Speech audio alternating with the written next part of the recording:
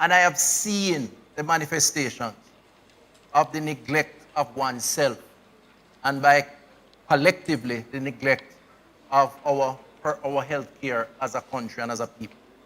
From a personal perspective, we've seen the pain, we've seen the suffering, we've seen people lose loved ones in cases that could have been avoided or prevented if certain basic steps were taken in the early stages. You know, I reflected on today and what would the carry-on call to action, and I recall, Wayne, you're a historian, you read his tweets, full of history, by the way. You follow him on social media, he gives you a lot of history. Wayne Shed, that is.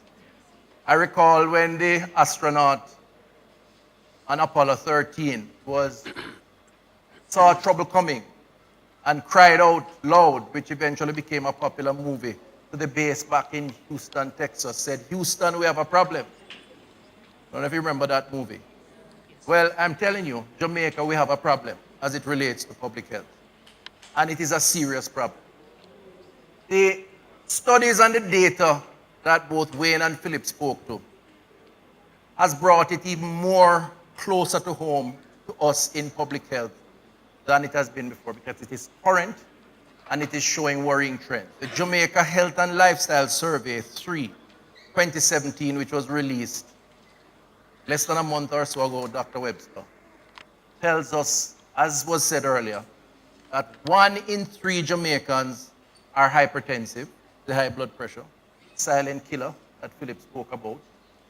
1 in 2 Jamaicans are overweight or obese. 1 in 8 Jamaicans suffer from diabetes. And as was said earlier, more than half of those of us who are suffering in these circumstances don't even know that that is the case until it is too late, until we end up at the accident and emergency ward, or frankly speaking, in the morgue. And these are sober truths that we need to talk about. And we in public health feel that we have a responsibility to make you aware as part of our encouragement to get you to take personal responsibility. Now that Jamaica Health and Lifestyle Survey speaks about the general population. We could narrow the focus, which is more worrying, and speak about our young people, the next generation. The Global School Health Survey, which evaluates the population, Jamaica youth population, I think 13 to 15 years, the high school cohort, tells us between the last 2 surveys, which is a 7-year gap, the latest one being released this year, that obesity and overweight has doubled in the case of our boys and is somewhere in the region of 65% in the case of our girls. Overweight and obesity among our young people, our children, your children, my children, in a 7-year period. Now, the reality is, if you really stop to examine the reality and the relationship between lifestyle and obesity, our children are consuming excessive amounts of sugars, fats, salts, and to add to all of that, they are increasingly inactive. I tell people that we have a technology crisis on our hands because it's easier now to look at the computer, whether the phone or the iPad, than to go outside and play a game of football or cricket or whatever else. So you combine the consumption habits with the sedentary lifestyle, and the manifestations are validated in these last 7 years. We can't provide leadership and ignore that reality. And that's what the need and the call for taking responsibility is all about. So, we have looked at other studies. Last week, the World Bank put out a study looking at human capacity. And I'm paraphrasing here in my own words, but essentially, it says that a person born in Jamaica today, without adequate and efficient and effective support in terms of education and health care, by age 18, is likely to realize only 50% of their full potential as a productive adult. That's the interpretation of this study, this Human Capacity Index study that the World Bank currently, recently put out. So, ladies and gentlemen, we are here tonight not to put you in despair, it is to recognize the crisis that we face, but not to make you feel hopeless about it. It is to encourage you that there is hope, that we can do what is necessary, as was said earlier, to turn things around. And, for us, it is important to approach it in this manner, because as I said before, government can regulate this kind of activity. We can use moral suasion. We can create public education and information. We can even regulate certain environments, like within the school system. But ultimately, if a man wants to drink rum, he's going to drink rum. If he don't want to play outside, he's not going to play outside. If he doesn't want to walk or exercise, he's not going to do it. So it really boils down to a very personal decision. And how we view it in government is that we will have to set the example. We will have to provide the information. We will have to try to be convincing. And where we can use regulation, we'll use it. But we have a duty to say to all of Jamaica, all of you here, that it is important that we recognize our role in terms of public health. So, what does taking responsibility mean? Simply put, Philip said it right, it really means taking better care of yourself in the first instance. That's what it means. And when you talk about who are the we and what are the standards of taking care of yourself, again, others have said it before me, but I'll repeat or put my own spin on it. I'm going to use the Jamaica Moves initiative as an example. A lot of people have different interpretation as to what Jamaica Moves is. It's glitzy, it's fun, people enjoy, and sometimes don't place a lot of meaning or emphasis on the core as to why we have adopted this approach. Jamaica Moves is three things, and it captures the taking responsibility theme that we're here advocating tonight. It says, firstly, know your health status. It is your responsibility to yourself to know whether you have high blood pressure or not, which means you may be eating too much salt or sodium, whether you are obese or borderline diabetic. A visit to your physician, whether you are sick or not, once a year, at least, is an obligation and a duty to yourself. That's classic taking responsibility. And we know there's a problem because we know some people don't like to go to the doctor, especially the men, right? They don't want the examination, particularly certain types of examination, right? And we understand that. What we're saying is to ignore it, is to ignore your responsibility to yourself. And the consequences are going to lead to what you really don't want for yourself and your family. So that's one. Secondly, Jamaica Move says 30 minutes of exercise each day keeps the doctor away. My words. And Philip spoke about the gym. But frankly speaking, exercise can be many other things. Is walking, is running, is swimming, is hiking, it's riding. It's anything that really gets the arteries or the heart pumping and gets the blood flowing in the arteries. Exerting some pressure on yourself in order to maintain a healthy profile. And what the clinicians have said, 30 minutes a day if you're an adult, 60 minutes a day if you're a child. Encourage our children to go outside and play. Turn off the TV. Take away the laptop. Encourage them friends to come over. Go play some football and cricket. Builds camaraderie, but is good for their health. And that's what Jamaica Moves promotes. 30 minutes per day. Third thing is diet. Managing your diet. And basically what we have said is cut back on the salts, on the sugars, on the fats. We say get some sleep. because rest is an important part of taking responsibility. Many of us ignore it, including myself, I must say. We must do more of that. And it also says, if you are not well and you get medication, you must take your medication. Because a lot of us like to take it until we don't feel like we're sick again. And the doctors will tell you that's the worst thing to do.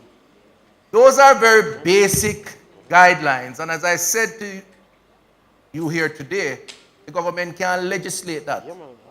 We can only encourage through public education, public information, and hopefully motivate you to do that. Now, I want to make an important point around this taking responsibility issue, lest or at least we be misinterpreted from a government perspective. This is not a way to say the government doesn't have a role in public health. And that's very important to make that point, because government has a role. Indeed, all of us, individually and collectively, as representing various organizations, have a role in building good health care as a country. In government, we have been doing a number of things as part of taking that responsibility. So I mentioned the Jamaica move as an important preventative healthcare program. And you may have heard that we're going into the schools because of, as a response to the obesity crisis that we see emerging within the school system, working with the Ministry of Education on that. And you'll hear more about that. But we're doing more. We're developing a school nutrition policy that will guide the foods that are provided for our children in the schools. Now we know that the children don't just eat from the schools, they carry things to school too. And part of that taking responsibility is to encourage parents to pack healthier snacks for their children when you have to pack snacks to go to school. Important. But the nutrition policy is coming. You may have heard that from January 1, we are restricting sugary drinks up to a certain point within the school system. And that is a pretty much done deal. And we have been communicating with the manufacturers, these drink manufacturers, to achieve that.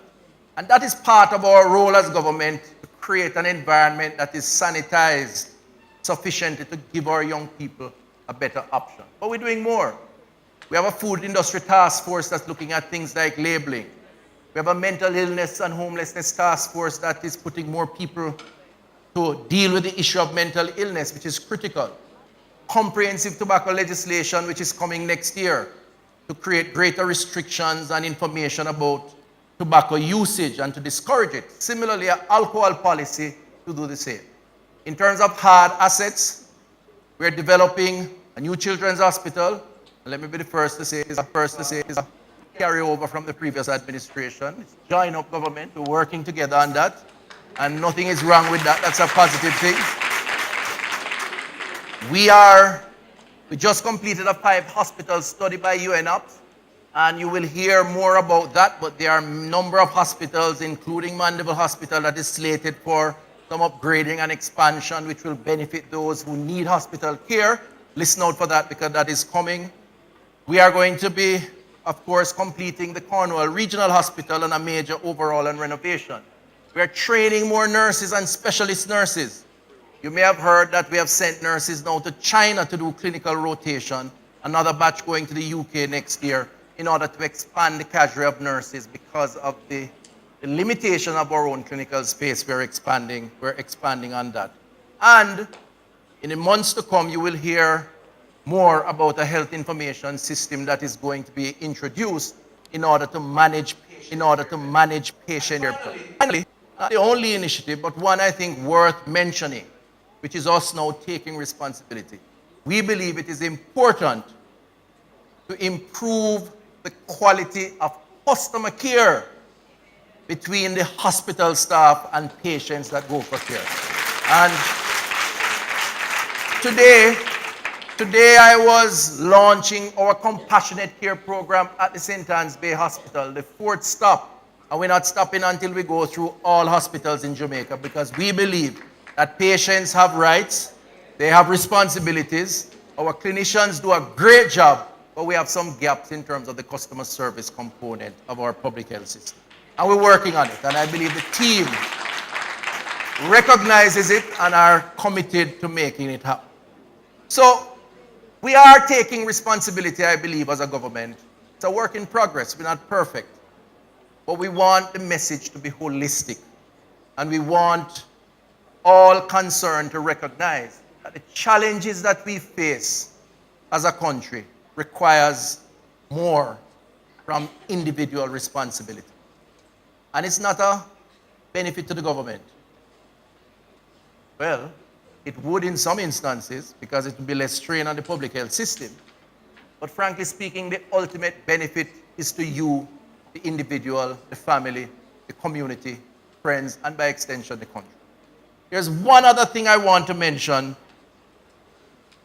and I have 5 more minutes, I am told, and then you can ask questions. That is a critical component of the taking responsibility experience. In the next number of months, we will be discussing with the country the introduction of a national health insurance scheme. Now, I want to just give you some basic stats around how we are not taking responsibility for ourselves in terms of healthcare. Ultimately, we all die, and we will die of something. What we're trying to do is prevent premature death and to improve quality of life while we are alive. Okay? So let's get that clear. But at some point, we do need and will need healthcare. In Jamaica today, 20% of our population has health insurance. About 11 or 12% of that are government workers. In terms of private sector, 9%, less than 10%.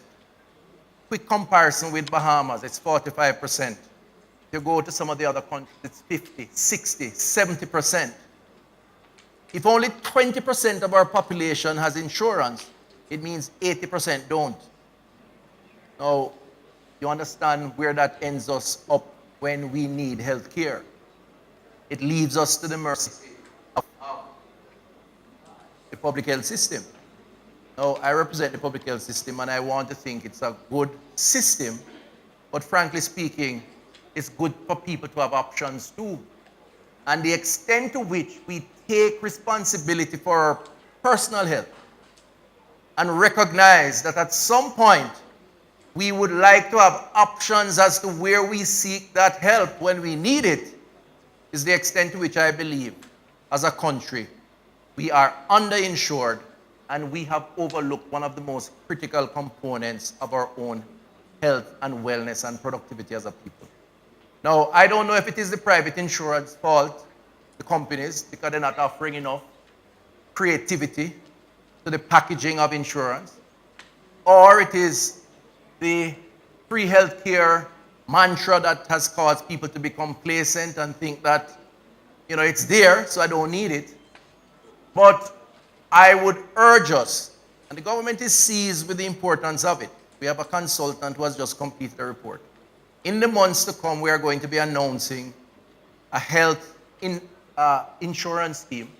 It's going to require the population to buy into that scheme.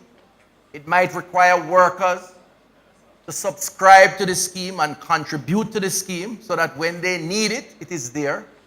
But ultimately, it will mean improving the quality of the service offering to persons, to Jamaicans, to all of us.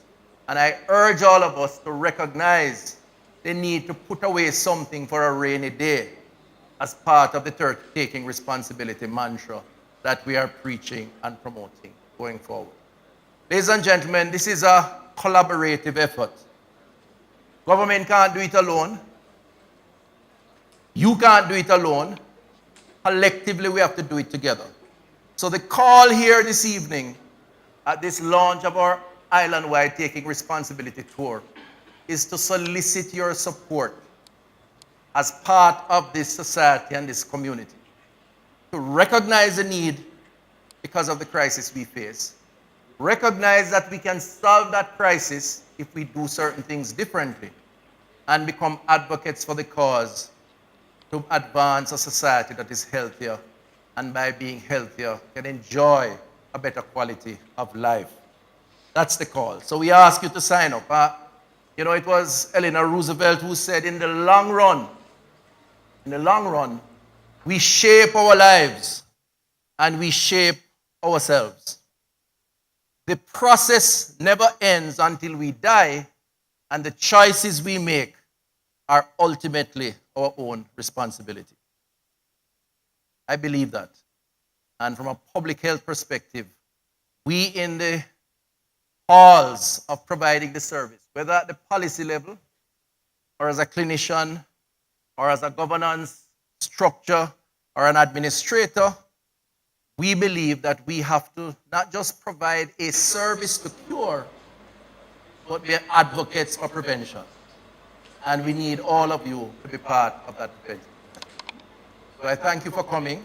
We're going to go now into questions, but I think this is what, and I hope it has gotten across, what the taking responsibility approach is. We will be on the road to support and to promote this concept and this approach.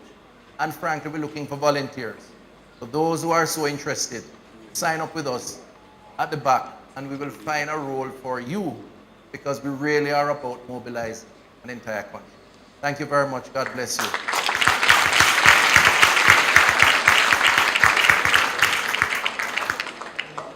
Turn it on. Okay. Good night, everyone. The minister and his team. I just want to use this opportunity to say I'm complimenting all of you for the initiative that you have taken as it relates to health. My name is Ruby Melville. I'm the medical social worker at Mandeville Regional Hospital. I have a great concern that I'm not sure if you had touched that since I was a little late, but I realized, Dr. Coombs, good night. Yes, I worked with him. I have a concern, and it's a big one for me. From what I have noticed around the hospital, a number of the parents really fail to provide home-cooked food for the children, especially when they are in the vicinity of the hospital. You will see them with the noodles, the cup soup, and the ready-made food. And I'm so concerned because I have the opportunity of speaking with a number of them, and they have said that the children don't want the meal that they have fixed at home. I just want, the parents must be encouraged that cooking porridge, making soup, fixing the meal and take it with them to the hospital will make a big difference. So with this move that our noble minister, has taken, I just want the parents, and I am pleading, I am very concerned when I look at them and see them. I don't know if it's the style of the way they eat the noodles that they like, but it is, for me, a painstaking thing. I am therefore asking that the parents try to provide the meals and take it with them to the hospital or anywhere they would go once they have to take the children with them. Because if you encourage them to eat the meals that are prepared at home, then when you go abroad, I guess it won't be so difficult. I thank you very much. Thank you very much. Thank you.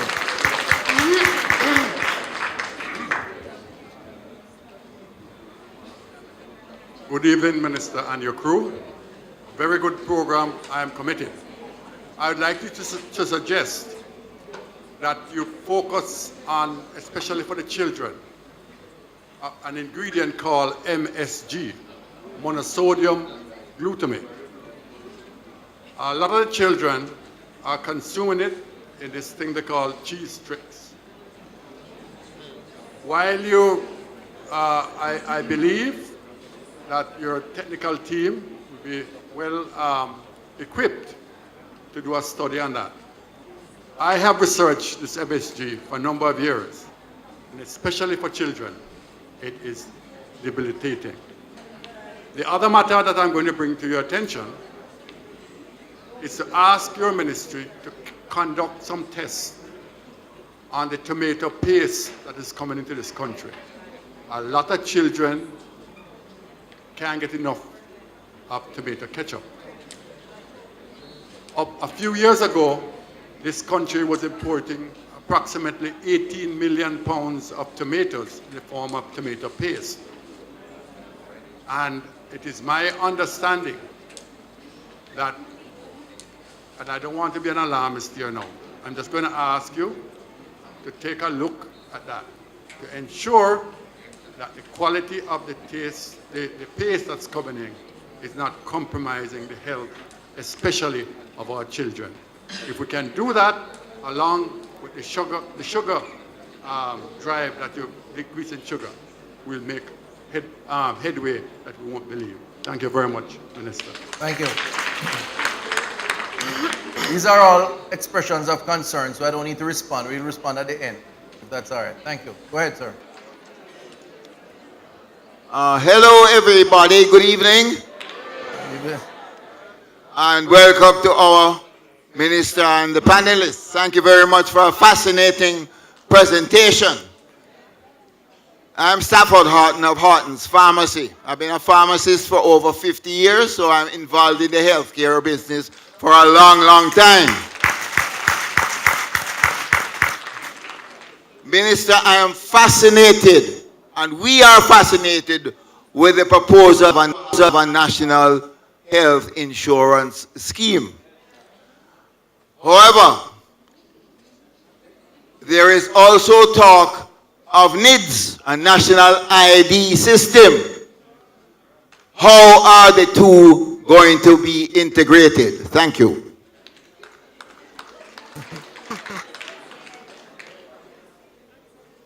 Good evening, everyone. My name is Joel Dean, and I build apps for a living. And I just want to ask the panel, especially the minister, how is Jamaica Moves going to integrate with apps that people utilize?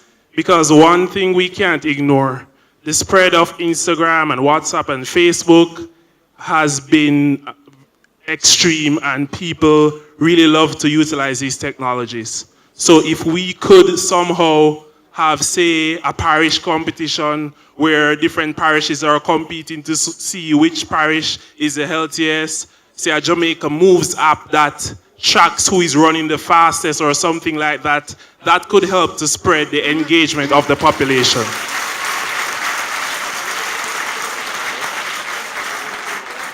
And there's lots of top talent right in this parish that can get it built.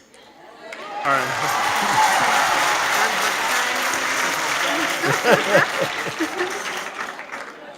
All right, let me quickly respond to what has been said, and I'll invite my panelists if they want to add anything. Firstly, on the two first statements, which weren't questions, the ingredients issue, I would say that we have a food task force in place now, and among the responsibilities of that task force is to create greater awareness and information to the consuming public as to what they are purchasing and consuming. So labeling and ingredients and so on is a very important part of that program. So in the years to come, we will see a lot more of that because we think it's our duty to address that. So some of those issues you raised would address that. On the NIBS and the National Health Insurance Scheme, Stafford, and commendations to you on your 50th year as a pharmacist. I depended on you a lot when I was a student also here in Man. We'll find a way. I mean, the NIDS program, as you know, is very topical now. There's a court issue which I will not comment on, but ultimately it is about how to track information, collect, store, and track and monitor, and use that information to advance the wellness of our society. And in the case of the insurance scheme, there is a lot of compatibility there. One won't affect the other, but one could be complementary to the other. And we have the consultants who are working on developing that program. We have a first report on it. And over time, more technical work will be done to address that. So we don't see a difficulty with that. On the Jamaica Moves and the app, sir, we are open. I mean, Jamaica Moves has evolved. And what it was a year ago, it's certainly not now, because we have continuously added new features to it in our attempt to get as many persons as possible across the country involved in this program. You may have seen also that we recently assisted in launching Barbados Moves, because Jamaica Moves has been embraced and supported now by the CARICOM heads at the level of the UN a few weeks back, and our Caribbean colleagues are now introducing a similar concept. So it's fair to say that it has been getting traction and acceptability as a sound approach to health prevention, where we can add additional features, we will certainly do that. So if you want to put your name to the back with a contact detail and what your interest is, I'm sure those who manage the program will get in touch and hear you out. And where there is an idea that can be followed up on, we'll happily do that. Good night. My Right. name is Janai Campbell. I'm a nursing student at Knox Community College. The question I have is, as it relates to the prevention and control of NCDs that are related to tobacco use and alcohol consumption, what are the policies, the programs, and strategies to aid with this? That's a very good question. Thank you. I am Sasha Nemhard, also a nursing student of Knox Community College. Mr. Minister, my question to you is, as it relates to primary health care and NCDs, has the ministry put in place any programs specific to primary health care to address NCDs? Okay, thank you. All right, in relation to the first question on tobacco and alcohol, there are a number of programs that are geared towards greater public education and some restrictions, tobacco being the most impacted. There's tax on tobacco, which seeks to encourage quitting the habit or not starting it because of the cost. There are restrictions on smoking in public spaces. Warning advisories, for example, on the tobacco packaging. There is a lot more to come. The amendments to the legislation took place in a previous administration, which did things like the restrictions on smoking in public spaces. There's an enforcement issue that I think we have to tackle because not everybody observes the law. But the comprehensive legislation, which is now being worked on, which we hope will be available next year, will address a lot more issues. It will address things like advertising. So it would prevent tobacco companies from advertising in the traditional sense. It will place greater restrictions on the advisories and packaging. And there are several other things. So the comprehensive legislation will be a lot more intense in trying to restrict tobacco consumption. In the meantime, we have been in the schools, targeting on people, discouraging consumption of cigarettes or smoking of any kind. And we will continue to do that because smoking is bad for your health. For whatever reason, the evidence is very clear that it is bad for your health. On the issue of alcohol, it is in moderation. Overconsumption or excessive consumption does lead to all sorts of illnesses. And there is a policy that is currently now being developed that will seek to provide guidelines as to how we approach that industry and how we keep the consuming public informed, educated, and motivated to stay clear of overconsumption. That one is big because, frankly speaking, alcohol is the most commonly consumed, I think, with the potential of risks that we have been discussing earlier, because it's not perceived as dangerous as as the others. And therefore, the policy is being developed. We are also doing a public education program which will start soon on alcohol, mental illness, tobacco, I think something else. I think we have some on HPV and one or two others. You wanted to say something on that? I just want to add, Minister, that while we talk about smoking of tobacco, we should not omit the risks of smoking ganja. Right. I think that some numbers have been flashed earlier, and separate and apart from the psychotropic effects of ganja, smoking, inhaling smoke into your lungs, especially where you don't know what might be added or not added. Tar and the other particles that are carried in the smoke do have a deleterious effect on health. Well, we have the clinician here. He probably can comment a little more on what smoking does to your lungs. You wanted to help us there, Philip? If you can hear me. Yes. Well, generally speaking, as we said, there is no benefit to smoking whatsoever. There has not been any sort of medical evidence to show that tobacco, cigarettes, whatsoever has shown to benefit anyway. In the essence of alcohol use, what we try to tell patients is that if it's going to be done, if you have to drink, then you should drink in moderation. Um, but that is how we push it. But in terms of the smoking, especially for the lungs, it definitely can break down the capillaries inside of your lungs and essentially just decreases your lung capacity. So what you'll end up with is you're increasing your respiration, which then burdens the whole body in general, burdens the cardiovascular system, respiratory system, among others. And over time, you just develop a poor outcome. So thank you, Philip. So basically, in layman's language, don't smoke. Drink a little bit of alcohol if you have to. Don't get drunk, or don't drink it every day consistently. And you'll be much better off from a public health perspective. On the primary health care question, it's pretty related to what I've just said, because the public education, the branding issues, the legislation are all geared towards dealing with prevention as opposed to cure. So we want to prevent people from doing these things, don't develop a habit in doing them, and therefore minimize or reduce risk of contracting. But having said that, we have 320 primary healthcare institutions, health centers, clinics across the country, approximately 320. Those are equipped with staff to do a number of preventative stuff, both outreach, by going out in the communities like the mental health aides.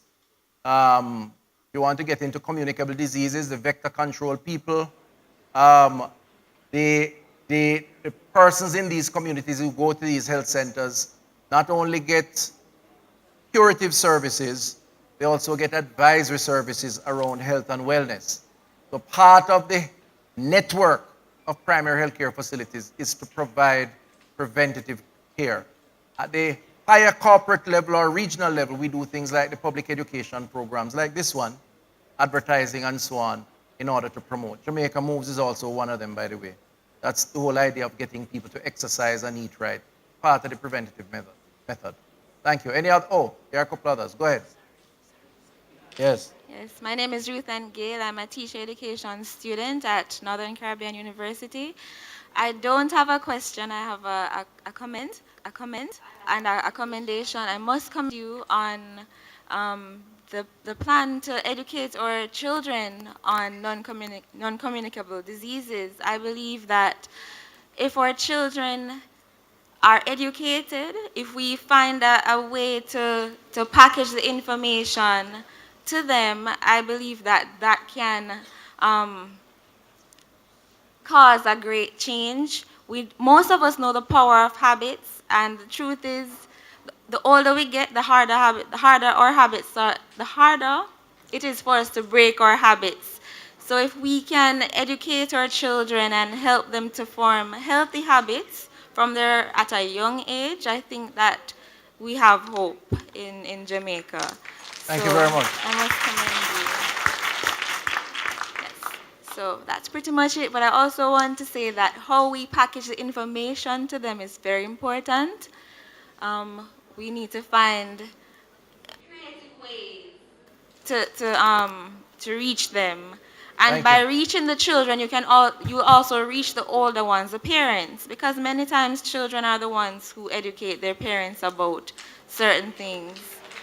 So, thank you very much. I appreciate that. Yes. And I want to just comment, you can sit, but I want to comment quickly on what you say about packaging and reaching. You know, we have been doing some focus groups on Jamaica Moves in schools.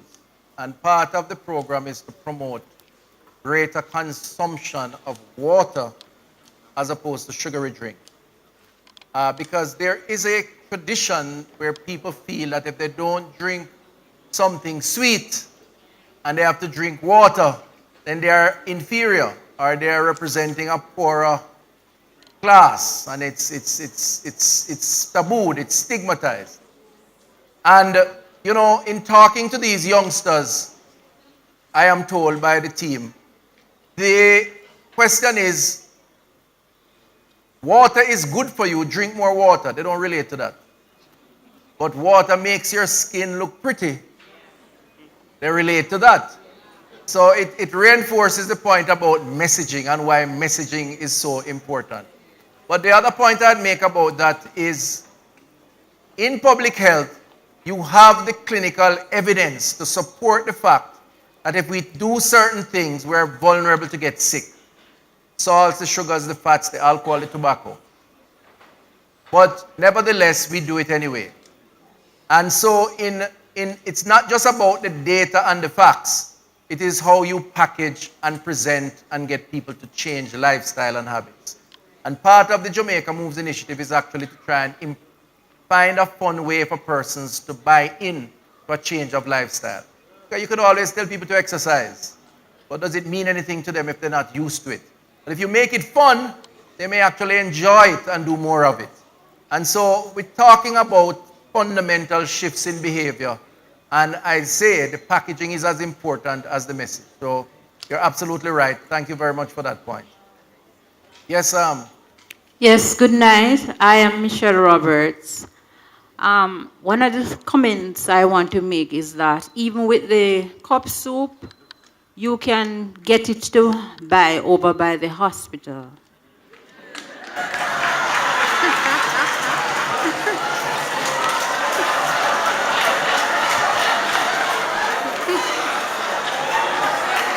Point very well taken. Okay then. Are you finished with your question or your statement? Hold on, let me hear her out. Yes, very much. And the first question about the cup soup and the hospital, I don't know if it's sold there. I haven't seen it. It is sold there, sir. I believe you. I was about to say I believe you, right? But I think there's a bigger point to be made on that. And that point is that we took a decision when we advocated for a restriction on sugary drinks in schools beyond a certain level. To also advance the same policy for the health system. I know we don't talk about it a lot, but the very same restrictions that will apply to the schools on the 1st of January 2019 will also apply to the hospital system because we must lead by example. And frankly speaking, you can't have a place where you're trying to cure people and promoting unhealthy living at the same time. There's a contradiction in terms. So the 6 grams of sugar, added sugar per 100 mil, which will apply to the schools in 2019 January, will also apply to the hospitals and the health centers. And I just say to the regional directors who are here, make sure you put those systems in place, because when I come there, I don't want to see any brand with more than 6 grams. And year 2 is 5, and the next year is 4, until it goes down over 5 years to the 2.5 grams of added sugar per 100 mil that is recommended by the World Health Organization as an acceptable level, added or free sugars. Not natural ones in the orange juice, but added or free. I want to recognize the Member of Parliament, Mr. Peter Bunting, who is here. Recognize you, sir. I'm sorry you missed all the big speeches from the Manchesterians. But I understand. You did tell me you had another appointment, but you would try to be here. And the mayor, who is here. Recognize you, sir. Thank you very much for coming. Yes, sir, your question. Good evening, everybody. I'm Tim Watson. What I would like to know is there a government policy on GMOs, genetic modified foods? Not that I know, sir. Straight answer. Not that I know. I was Minister of Agriculture once upon a time, and that was an issue, but it wasn't addressed. And frankly speaking, I don't think there's any tracking mechanism now to determine whether GMO foods come into the country or not. It's not something that is being checked. But do you think that is something that the Ministry of Health could I'm going to make a note of it and ask the Minister of Agriculture. All right, okay. As you know, it's a controversial issue, but in some jurisdictions it's considered to be safe. Others, people have a difficulty with it. So it's not that it is a globally restricted approach to food provision. Yes, sir. Good evening, and good evening, Minister and panelist. Paul Hanson, Parish Manager for Manchester. One of the things that I've realised with my colleagues is that one of the things that they talk about, particularly around lunchtime when they're hungry, is about what facilities the Minister is going to consider with regards to assisting them with eating the right foods. One of the things, as you know, eating the right foods sometimes costs money. So the question was, is there anything that the Ministry of Health is considering to assist with that? Thank you. I'm trying to determine how to interpret that question. Because assist could mean many things.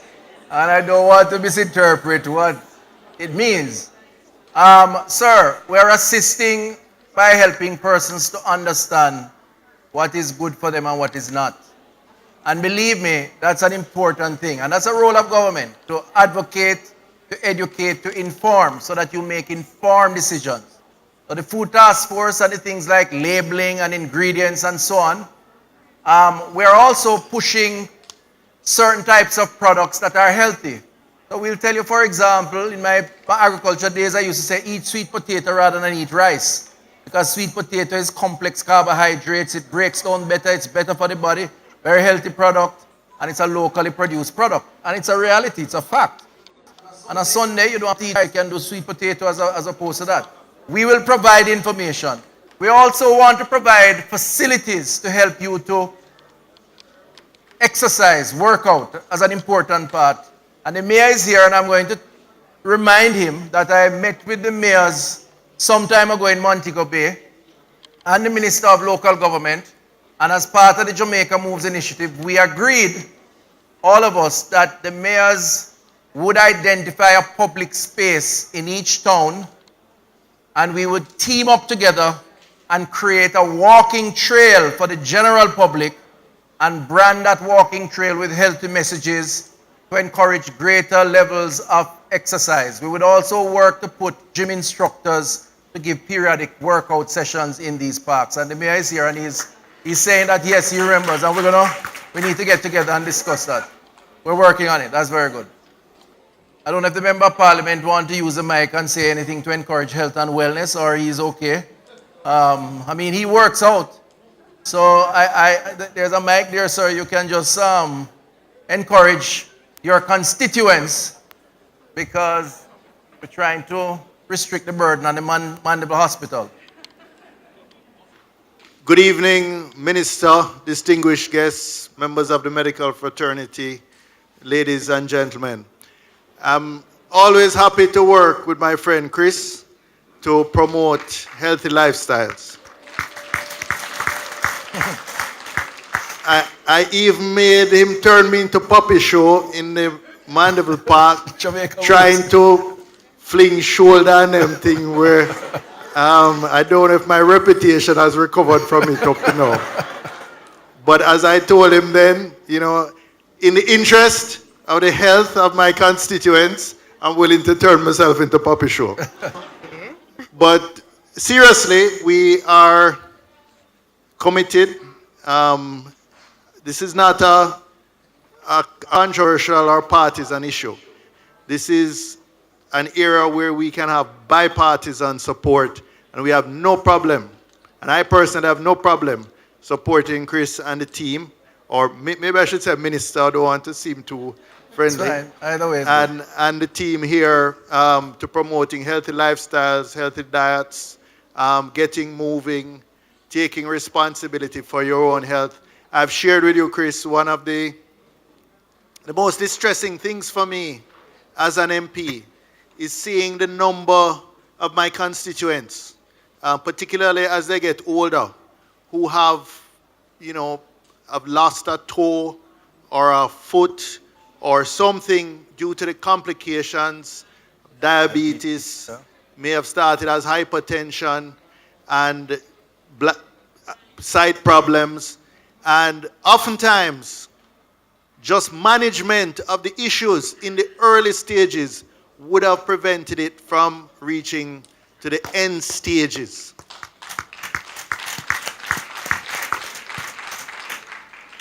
Interestingly, in my early career as a politician, probably when you were still at Manchester High, Chris, I was actually the junior minister. I was the junior minister in health. And I remember treating with the area of public health and information, just the sort of thing you're doing now. And one of the things we used to point out is that if you try to treat end-stage renal disease by providing more and more dialysis, in 10 years, the entire budget of the Ministry of Health would be taken up just providing that one service. So that is not feasible. What you need to do is to tackle that at the stage of hypertension, managing hypertension, managing diabetes, managing these chronic diseases so that they don't reach that stage. And this is not only for the patient, but for the family members to give support. And I try to encourage, I work with the primary health care people in my constituency to try and encourage, give us the information, give us the leaflets. When we're out and about doing our political work, we can also be working as public information officers for the Ministry of Health to communicate this thing. So I want to welcome you to Central Manchester, even though you're coming back home, but to continue to pledge the support of myself, the mayor, my councillors who are all here in ensuring that we support healthy living and healthy lifestyles in our constituency. Thank you. Thank you very much.